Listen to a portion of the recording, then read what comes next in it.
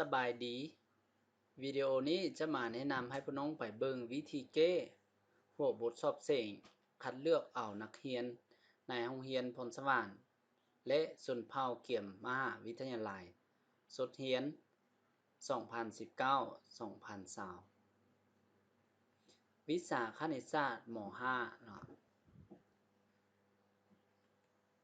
เราจะไปเบิ่งข้อที่1นำกันเลยจงแก้สมผลต่อไปนี้ในกลุ่มจำนวนจริง1ส่วนให้ 3x ลบ2ลบให้1ส่วนให้ 2x ลบ3เท่ากับ1ส่วนให้ 6x กำลัง2ลบ 13x บวก6ฉะนั้นข้อนี้จะเป็นข้อ1ที่บ่ยากถ้าพี่น้องรู้วิธีขึ้นผู้ท่วมแล้วมันจะเป็นข้อ1ที่ง่าย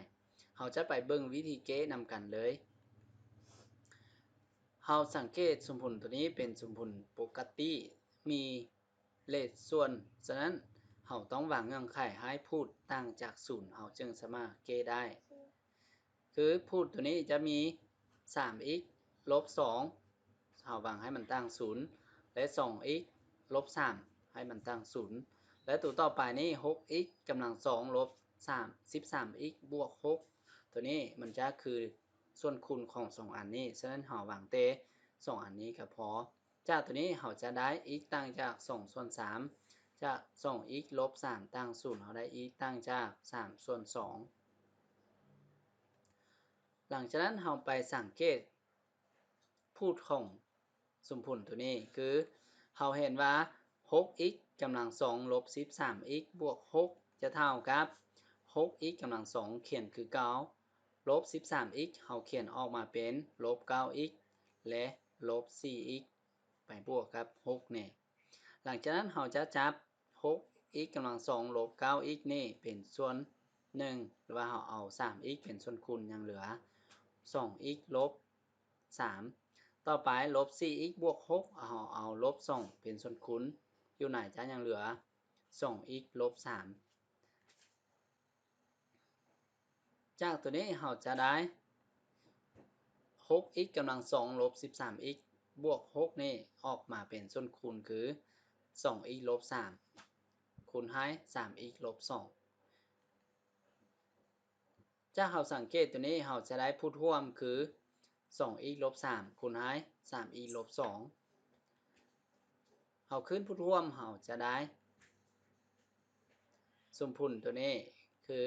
ตอนเราขึ้นพูดร่วมเราอยู่นี่จะคูณกับ 2x ลบ3ลบให้ตัวที่2จะคูณกับ 3x ลบ2เท่ากับตัวนี้พูดร่วมแม่นของมันเองฉะนั้นคูณกับ1เราได้ตัวนี้ฉะนั้นเราเปิดวงเล็บออกมาเราจะได้ 2x ลบ3ตัวนี้เปิดวงเล็บออกจะได้ลบ3บวก2นี่เราคำนวณตัวนี้ออกมาเราจะได้ 2x ลบ3x จะได้ลบ x ลบ3บวก2ได้ลบ1ย้ายมากลายเป็นบวกฉะนั้น1บวก1ได้2นี่จากตัวนี้เราจะถอนได้ x เท่ากับลบ2ฉะนั้นคำตอบของข้อนี้คือ x เท่ากับลบ2เอาไปเบิ่งข้อที่2จงซอกกุ้มใจผลของสมผลต่อไปนี่จะเป็นสมผลที่มี5ขั้น2และมีเลขส่วนอีกฉะนั้นก่อนการแก้เราต้องวางเงื่อนไขให้คืออันที่1มันอยู่ใน5ขั้น2ฉะนั้นเราวางให้มันหลายกว่าหรือเท่า0แต่ว่า2อันนี้มันมีพูดฉะนั้นเราจะบอกให้มันเท่า0ได้แต่เงื่อนไข x บวก1ส่วนให้ x ลบ1หลายกว่า0แล้วก็พอเนาะจากตัวนี้เราสามารถสรุปได้ว่า x อยู่ไหนบ้างลบอสงไขยหารลบ1คูณกับ1ไปหาบวกอสงไขยนี่เป็นเงื่อนไขของสมผลตัวนี้เพื่อเดี๋ยวเราไปแก้ตัวนี้ถ้าใจผลใดบ่อยู่ไหนบ้างนี่เราจะบ่เอาเป็นใจผลเราจะวาง y เท่ากับ5คำ2ของ x บวก1ส่วนให้ x ลบ1นี่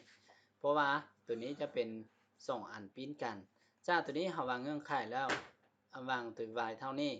ต้องมีเงื่อนไข y ต้องหลายกว่า0เพราะว่า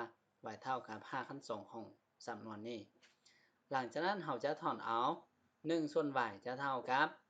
หากคำสองของ x ลบ1ส่วนให้ x บวก1ตอนนี้สมผลที่เพิ่นให้มาจะกลายเป็นสมผลใหม่เกี่ยวกับ y เท่านั้นเราจะได้หากคำสองของ x บวก1ส่วนให้ x ลบ1กลายเป็น y ลบให้1ส่วน y เท่ากับ3ส่วน2เราก็เขียนคือเก่านี่หลังจากนั้นเราขึ้นผู้ร่วมให้เราจะได้ 2x 2y กำลัง2ลบ 3y ลบ2เท่า0เราเกะสมผลตัวนี้เราจะได้เราไล่เดลต้าเท่ากับ b กำลัง2คือลบ3กำลัง2ลบ 4ac 4คูณ2คูณลบ2คำนวณตัวนี้ออกมาจะได้9บวก16ออกอยู่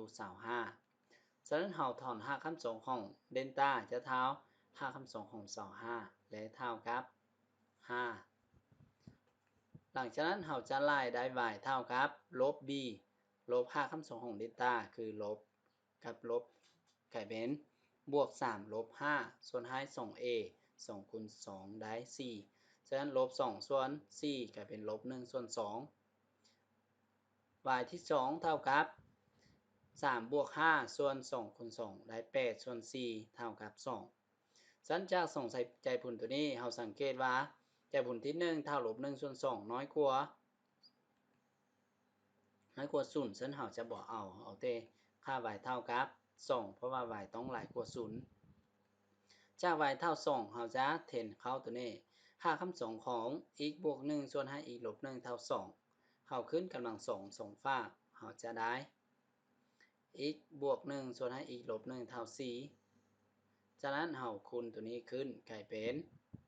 x บวก1เท่า4คูณ x ลบ1จากตัวนี้เราคูณ4เข้าจะได้ 4x ลบ4 1x บวก1เท่าครับตัวนี้เราย้ายลบ x มาทางนี้กลายเป็นย้าย x มากลายเป็นลบ x 4x ลบ x ได้ 3x และย้าย4ไปทางนี้กลายเป็นลบ4ย้ายมาเป็นค่าบวก1บวก4ได้5เราจะได้ x เท่ากับ5ส่วน3ฉะนั้นคำตอบของข้อนี้หรือว่า x เท่ากับ5ส่วน3ตัวนี้จะเหมาะสมกับเงื่อนไขที่เราวางเมื่อกี้ฉะนั้นคำตอบที่เราไล่ข้อนี้คือ x เท่ากับ5ส่วน3ไปเบิ่งข้อที่3จงซอกจำนวนท่วงของ x และ y ที่เป็นใจผลของสมผลต่อไปนี้ 2x กำลัง2ลบ 2xy บวก y กำลัง2ลบ 12x บวก y บวก 4y บวก20เท่า0นี้จะเป็นข้อหนึ่งที่มีหลายน้องเกบอกได้เนาะเพราะมันเป็นซอกหาใจบุญท่วงมีแต่สมผลเดียวที่ว่ามี2ตัวรับอยู่นี่สัญจากสมผลตัวนี้เราจะเก้แนวใดเราจะไปเบิ่งนำกันว่าข้อนี้เราจะเก้แนวใดจึงได้ใจผล2x กำลัง2เราสามารถเขียนเป็น x กำลัง2บวก x กำลัง2ต่อไปลบ2xy บวก y กำลัง2เราเขียนคือเก่าลบ 12x เราเขียนออกมาเป็นลบ 8x ลบ 4x 4y เราจะเขียนคือเก่าและ20เราเขียนเป็น16บวก4เท่ากับ0นี่ต่อไปเราจะจับ x กำลัง2ไปกับลบ 2xy และลบ 4x นี่ออกมาเป็นหมวก1เหลือเป็นกลุ่ม1นี่ต่อไปเราจะจับ y กำลัง2บวก 4y และบวก4ถึงสุดท้ายนี่เป็นกลุ่ม1หลังจากนั้นยังเหลือ x กำลัง2ไปลบกับ 8x บวก16เป็นกลุ่ม1จากตัวนี้เราสามารถเขียนตัวนี้ออกมา x กำลัง2เขียนคือเก่าและลบ 2xy ลบ 4x เราสามารถเอา 2x เป็นส่วนคูณอยู่ไหนยังเหลือ y บวก2ตัวที่2นี้จะเป็นเอกผลคนจื้อฉะนั้นเราจะเขียนออกมาเป็น y บวก2ขึ้นกำลัง2ตัวที่3ก็เป็นเอกผลคนจื้อเพราะว่า8นี้เขียนเป็น2คูณ4และ16เขียนเป็น4กำลัง2ฉะนั้นเป็นเอกผลคนจื้อคือได้ x ลบ4ขึ้นกำลัง2นี้เท่า0 หลังจากนั้นเราสังเกตตัวต่อหน้าของตัวนี้ x กำลัง2ลบ 2x คุณให้ x คุณให้ y บวก2บวกกับ y บวก2ขึ้นกำลัง2เมื่อตัวนี้จะเป็นเอกพจน์คนชื่อตัวที่2อีกเนาะฉะนั้นเราจะได้ x ลบให้ y บวก2ทั้งหมดขึ้นกำลัง2นี่และไปบวกครับตัวสุดท้ายคือ x ลบ4ขึ้นกำลัง2เท่ากับ0จากผลบวกของ2อันนี้ขึ้นกำลัง2เท่า0เราจะได้2อันนี้เป็นผลบวกกำลัง2ฉะนั้นมันเท่า0ก็ต้องเมื่อ2อันนี้ต้องเท่า0เมื่อพร้อมกันหมายความว่าอยู่ไหนนี้ต้องเท่า0 x ลบให้ y บวก2นี้เท่า0และ x ลบ4ต้องเท่า0ผลบวกของตัวนี้จึงเท่า0ได้ฉะนั้นเราจะเกตตัวนี้ออกมาได้ x ลบ4เท่า0เราได้ x เท่า4เอามาเทนอยู่ถึงนี้เราจะได้ y เท่า2ฉะนั้นข้อนี้คำตอบของเราคือ x เท่ากับ4และ y เท่ากับ2นี่ข้อที่4จงซอกหาค่าของกาและ m ที่เฮ็ดให้สมผลปราบุล y เท่ากับ x กำลัง2บวกกา x บวก m ติดกับ y เท่ากับลบ x กำลัง2อยู่เม็ด a ลบ1ลบ1ฉะนั้นข้อนี้จะเป็นข้อหนึ่งที่เกี่ยวกับเส้นแสดงหรือว่าเกี่ยวกับปาราโบลฉะนั้นมีหลายน้องเก๋บ่ได้ข้อนี้เราจะไปเบิ่งวิธีเก๋เลยเราจะไปเขียนว่าตัวประสานเม็ดร่วมของปาราโบล y เท่า x กำลัง2บวกกา x บวก m และ y เท่ากับลบ x กำลัง2แม่นใจผลของระบบสมผล y เท่า x กำลัง2บวกกา x บวก m และ y เท่าลบ x กำลัง2จากระบบสมผลตัวนี้เราสังเกตตัวนี้เป็น y ตัวนี้ก็เป็น y ฉะนั้น2อันนี้เท่ากับตัวนี้เราจะได้ x กำลัง2บวกกา x บวก m เท่าลบ x กำลัง2จากตัวนี้เราย้ายลบ x กำลัง2มาทางนี้กลายเป็นบวกฉะนั้น x กำลัง2บวก x กำลัง2จะได้ 2x กำลัง2บวกกับกา x บวก m เท่า0เพื่อให้ปราบุล y เท่า x กำลัง2บวกกา x บวก m ติดกับ y เท่ากับลบ x กำลัง2ก็ต่อเมื่อสมผล1มีใจผลเดียวฉะนั้นสมผล1นี้จะเป็นสมผลที่มีกำลัง2หรือว่าเขาจะเอิ้นว่าสมผลขั้น2ฉะนั้นสมผลขั้น2มีใจผลเดียวก็ต่อเมื่อเดลต้าต้องเท่ากับ0ฉะนั้นเดลต้าเราจะไล่เท่ากับ b กำลัง2แต่ว่า b กรณีเท่ากับกากำลัง2ลบ 4ac ลบ4คูณ2คูณ m ฉะนั้นเราจะได้กากำลัง2ลบ8 m เท่า0หมายเป็นสมผลที่2เรารู้ว่าติดอยู่เม็ดส่งปราบุลนั้นติดกันอยู่เม็ดลบ4 a ลบ1ลบ1เราจะได้ y เท่าลบ1เรามาเทนใส่สมผลตัวที่ปราบุลที่1 y เท่าลบ1 x เท่าลบ1เราจะเทนเข้าตัวนี้กลายเป็นลบ1เท่าลบ1กำลัง2บวกกับกา x แต่ว่าก่อนนี้ x เท่าลบ1เราจะเทนเข้าตัวนี้และบวกกับ m จากตัวนี้เราสามารถถอนได้ m เท่ากับกาลบ2นี่เพราะว่า1กำลังลบ1กำลัง2ได้1ย้ายมาทางนี้กลายเป็นลบฉะนั้นลบ1ลบ1จะได้ลบ2นี่ลบ1คูณกาได้ลบกาเราย้ายไปทางนี้กลายเป็นบวกกานี่ฉะนั้นได้ m เท่ากับกาลบ2เราเทนใส่สมผลที่2เราจะได้สมผลที่2ตัวนี้จะมีกากำลัง2ลบ 8m ฉะนั้นตัวนี้บนไหนมี m เราจะเทนกาลบ2เข้าเราจะได้กากำลัง2ลบ8คูณให้กาลบ2เท่า0เราคูณตัวนี้เข้าเราจะได้กากำลัง2ลบ8กาบวกกับ16เท่า0ตัวนี้คือเอกพจน์คนจื่อเนาะเพราะว่า8เขียนเป็น2คูณ4 16เขียนเป็น4กำลัง2ฉะนั้นคือเอกพจน์คนจื่อกาลบ4ขึ้นกำลัง2เท่า0จากตัวนั้นเราจะได้กาเท่ากับ4 ถ้าเราได้ก้าเท่า4แล้วเราไปแถมซ้าย m เท่ากับก้าลบ2ฉะนั้นก้าเท่า4 4ลบ2ออก2นี่ฉะนั้นคำตอบของข้อนี้คือก้าเท่า4และ m เท่า2ไปเบิ่งข้อที่5ให้ตั้งเตต้าเท่ากับ1/3จงซอกค่าของ2 5 2ของ10บวก3โกดเตต้าส่วนให้3 5 2ของ10บวก2ซินเตต้าเท่ากับเท่าใดนี้จะเป็นข้อหนึ่งที่หลายน้องบ่รู้วิธีแก้เพราะว่านี้เป็นให้ตั้งมาแต่ว่าซอกหาสำนวนที่มีกดและซินเนาะฉะนั้นเราจะไปเบิ่งข้อนี้ว่าเราจะแก้แนวใดจากข้อมูลเขาจะให้มาตั้งเตต้าเท่า1/3เราจะเขียนตั้งเท่ากับซินส่วนกดเท่ากับ1/3นี่หลังจากนั้นเราจะถอนได้กดคูณ1ได้กดนี่3คูณซินได้3ซินเตต้านี่เราหมายตัวนี้เป็น i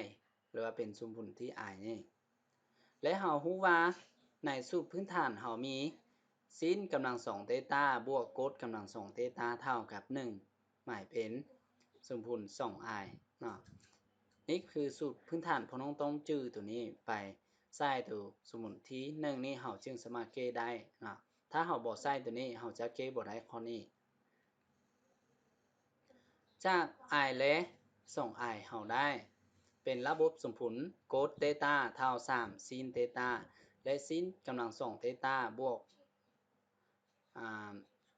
โกดเตต้าแต่ว่ากรณีนี้เราแทนโกดเตต้าเท่า3ซินเตต้าทั้งหมดกำลัง2เท่ากับ1หลังจากนั้นเราจะขึ้นกำลัง2ตัวนี้เข้ามา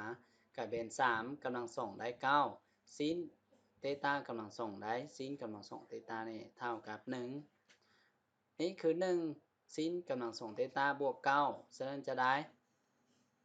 10ซินกำลัง2เตต้าเท่า1และตัวอยู่ถึงนี้เราเขียนคือ9เนาะหลังจากนั้นเราจะได้